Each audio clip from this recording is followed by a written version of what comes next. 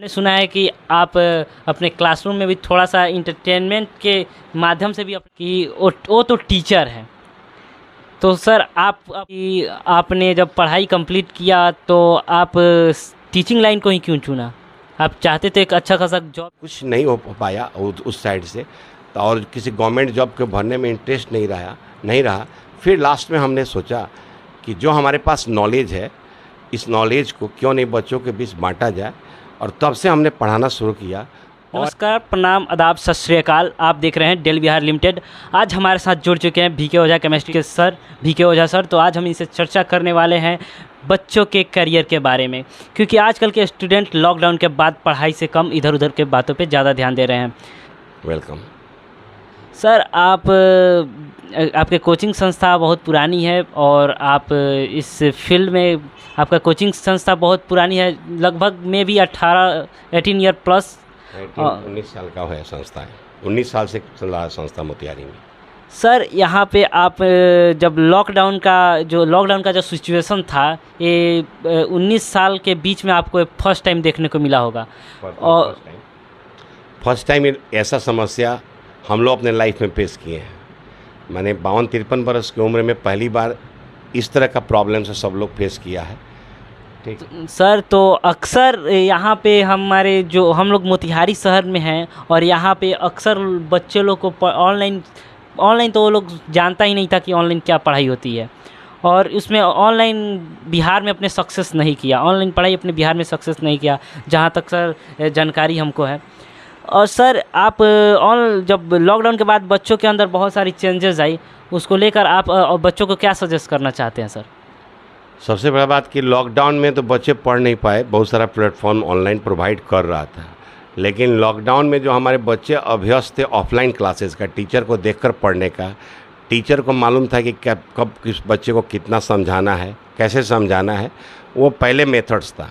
लेकिन चूँकि कोविड के कारण सारा ठप पड़ गया, तो जब बंद हुआ लंबे टाइम के लिए, तो उसमें कुछ प्लेटफॉर्म ऑनलाइन शुरू किया और हम लोग भी ऑनलाइन पढ़ाना शुरू किए, जो अपने ऐप पर या जूम से या यूट्यूब पर। लेकिन बच्चों का जो हमारे इस चंपारण के बच्चे हैं, उनमें बहुत कम बच्चों का इंटरेस्ट बन पाता था, और अधिकांश बच्चे उसको उतना इम्पोर्टेंस नहीं देते थे, या पढ़ते नहीं थे, या मान एक क्लास कर रहे हैं तो प्रॉपर ध्यान नहीं दे रहे हैं। कारण इसका ये था कि शिक्षक सामने नहीं है, आप वीडियो देख रहे हैं तो देख रहे हैं कि खेल रहे हैं, इसका भी पता नहीं है। उसमें एक सबसे बड़ी कमी थी कि बच्चों का एक अपना भविष्य कुछ तय नहीं था। जो कुछ बच्चे पढ़ रहे थे, अगर वह लॉकडाउन में तैयारी कर रहे थे, वो इसलिए तैयारी कर रहे थे कि उनको मालूम था कि हम अगर इस तैयारी नहीं करेंगे, बैठेंगे, तो फिर हमारा जो कंपटीशन का एग्ज़ाम है IIT JEE का या नीट का, वह बेहतर नहीं जाएगा। तो कुछ परसेंट बच्चे पढ़ रहे थे, लेकिन मैक्सिमम बच्चे नहीं पढ़ रहे थे।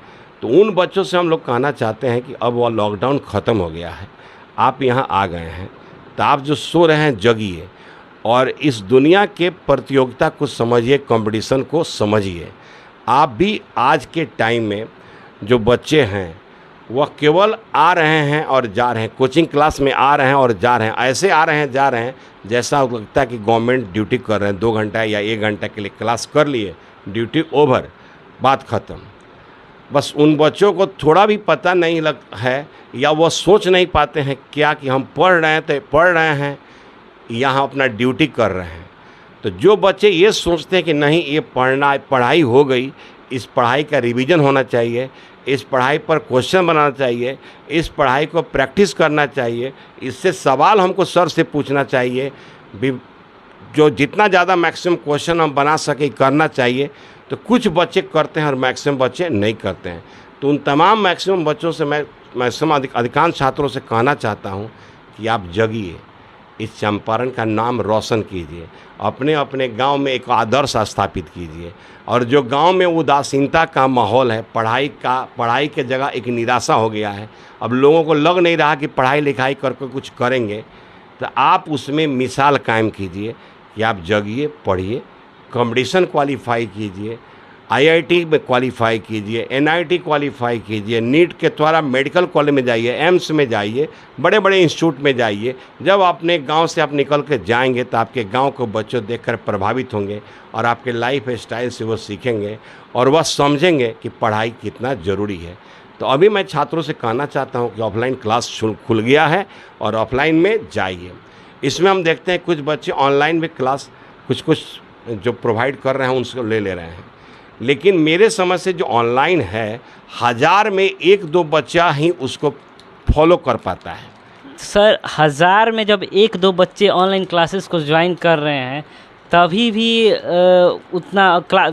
जैसे लॉकडाउन के बाद भी 1000 में 1-2 बच्चे ज्वाइन कर रहे हैं तभी भी आपको ऑनलाइन क्लास कराने में आपको भी मन नहीं करता होगा? क्योंकि मैं जो 1000 में 1-2 बच्चा ही कर रहा हूँ, नहीं 1000 में तो 500-600 ज्वाइन कर रहे हैं। ज्वाइन करने के लिए कर रहे हैं वो लोग किसी तरह से कम फीस में बच्चा को इनरोल कर ले रहा है।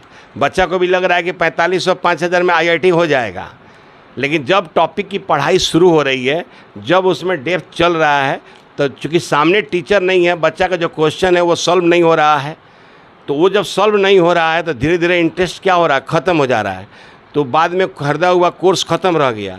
मेरा जो कहने का है कि उसमें 1-2 बच्चा जो 1000 में 1-2 बच्चा जो काफ़ी सिंसियर है, जो बहुत ज़्यादा अपने कंसंट्रेशन को बना के रखता है, वही पढ़ पाता है। नहीं तो अधिकांश बच्चे ऑनलाइन ख़रीद लेते हैं, सोचते हैं कि हमारा IIT हो गया, वो परचेज कर लिए तो सोचते हैं IIT हो गया, लेकिन उस लेवल से ख़रीद लेना, किसी सामान को ख़रीद लेना और उसको उपयोग में लाना 2 अलग चीज़ है।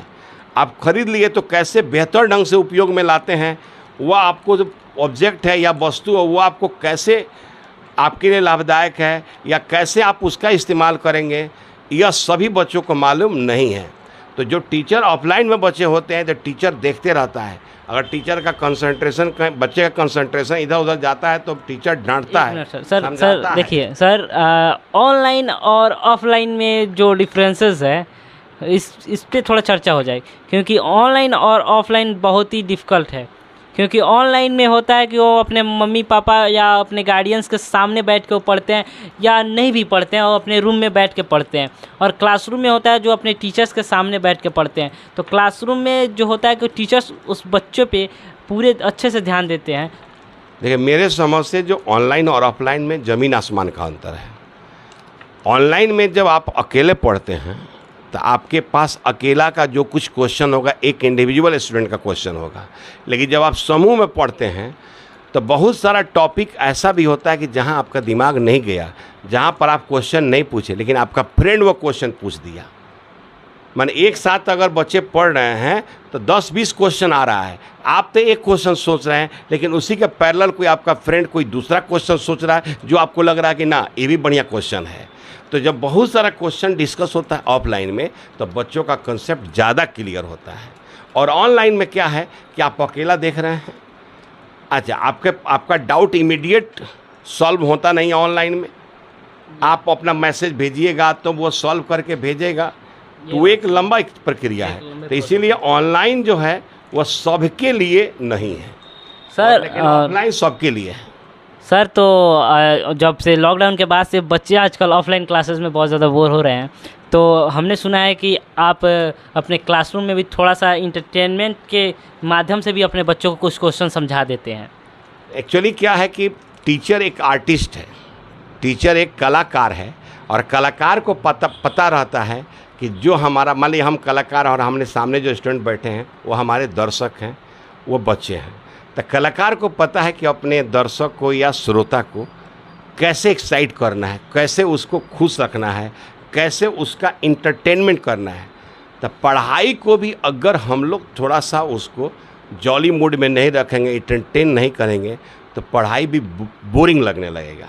तो जो बच्चे बैठते हैं 10-15 मिनट, 20 मिनट, 25 मिनट का कंसंट्रेशन जब एक हो जाता है तो लगता है कि अब कंसंट्रेशन भंग होने वाला है, बच्चा का दिमाग इधर उधर जाने वाला है, तब तक हम लोग क्या करते हैं कि उसको एक ऐसा खुराक दे देते हैं जिससे वो थोड़ा खुश हो जाए, रिलैक्स हो जाए, फिर से वह फ्रेश हो जाए, फिर से वह नए टॉपिक को समझने के प्रति क्या हो जाए, जागरूक हो जाए, इच्छुक हो जाए।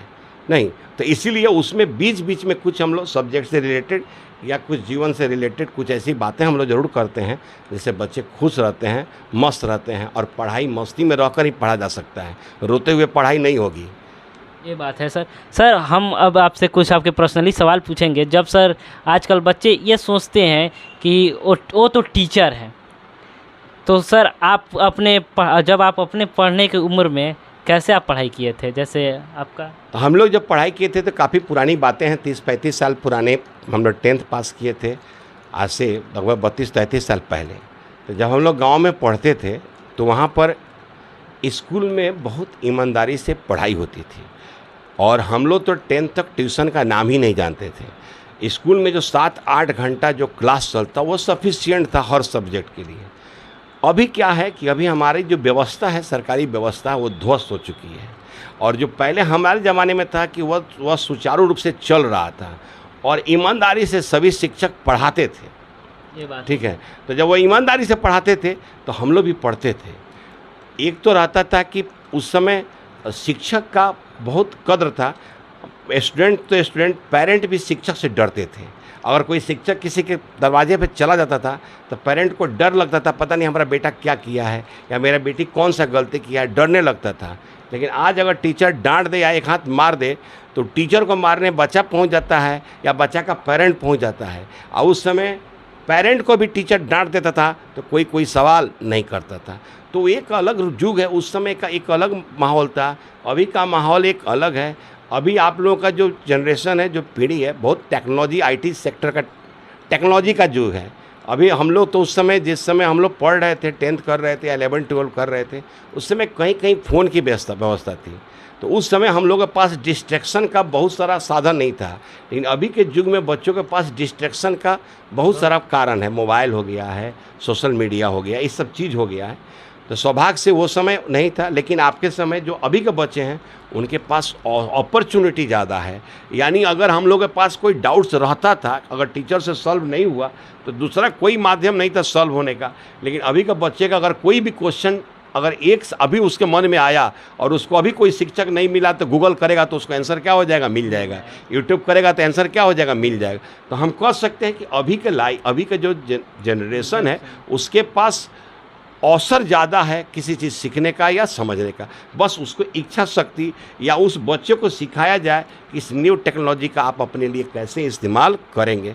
तो यह जिम्मेवारी पेरेंट का भी है कि वो अपने बच्चे को सिखाए कि इस टेक्नोलॉजी का सही इस्तेमाल करें। ये जिम्मेवारी शिक्षक का भी है, वह छात्रों को सिखाए कि कैसे इन सोशल मीडिया या इस टेक्नोलॉजी का आप अपने बेहतर करियर में इस्तेमाल कर सकते हैं।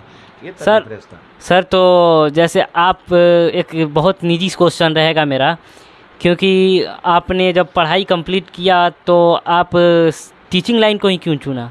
आप चाहते तो एक अच्छा खासा जॉब भी कर सकते, जैसे आपने बताया था कि आपके जो सन है वो अच्छे खासे जॉब कर रहे हैं आईटी में। देखिए, हम लोग जब 12 पास किए थे तो उस समय हमारा ऑप्शन में बायोलॉजी था और हम लोग मेडिकल की तैयारी कर रहे थे। गांव से निकल कर आए थे तो बहुत कुछ सब्जेक्ट में, जैसे बायोलॉजी ठीक था, केमिस्ट्री था, लेकिन फिजिक्स हम लोग का थोड़ा सा वीक रह गया। हो सकता है कि उस समय हम लोग बढ़िया शिक्षक के पास नहीं पहुंच पाए, तो फिजिक्स के कारण हम लोग मेडिकल एंट्रेंस क्वालिफाई नहीं कर पाए। लेकिन उसमें हम लोग 2-4 साल तैयारी किए।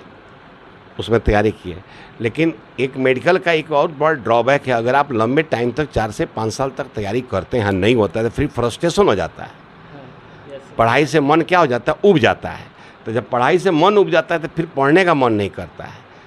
तो उधर हमारा नहीं गया। लेकिन चूँकि बायोलॉजी पढ़ रहे हैं और 2 सब्जेक्ट हैं मेन, फिजिक्स और केमिस्ट्री, तो एक बड़ा अच्छा बात है कि अगर एक सब्जेक्ट आपका वीक होता है तो एक सब्जेक्ट क्या होता है, मजबूत हो जाता है। तो केमिस्ट्री मेरा मजबूत था और हम लोग के समय में जो ऑनर्स पेपर मिलता था उसी पेपर में मिलता था, इसमें 80% से ऊपर मार्क्स है तो उसी में ऑनर्स मिलता था या आप हायर स्टडी कर सकते थे।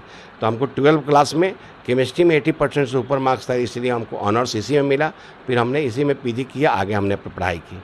और उसके बाद जब देखा कि कुछ नहीं हो पाया उस साइड से, तो और किसी गवर्नमेंट जॉब के भरने में इंटरेस्ट नहीं रहा, फिर लास्ट में हमने सोचा कि जो हमारे पास नॉलेज है, इस नॉलेज को क्यों नहीं बच्चों के बीच बांटा जाए। और तब से हमने पढ़ाना शुरू किया और एक सही डायरेक्शन में बच्चों को एक कोशिश किया कि केमिस्ट्री को जितना आसान से आसान भाषा में बच्चों को समझाया जाए, बच्चों को प्रॉब्लम को सुना जाए कि क्यों केमिस्ट्री से वो भागते हैं, क्या दिक्कत होती है। ये मैं हमेशा प्रयास करते रहता हूँ और कोशिश करता हूँ कि मेरे जितने भी स्टूडेंट्स हैं उनको। तो धन्यवाद। आप देख रहे थे डेली बिहार लिमिटेड, मैं आपका आनंद गुप्ता, और आप हमारे साथ जुड़े रहने के लिए हमारे चैनल को सब्सक्राइब करें और हमारे फेसबुक पेज को देख रहे हैं तो हमारे फेसबुक पेज को फॉलो कर लें।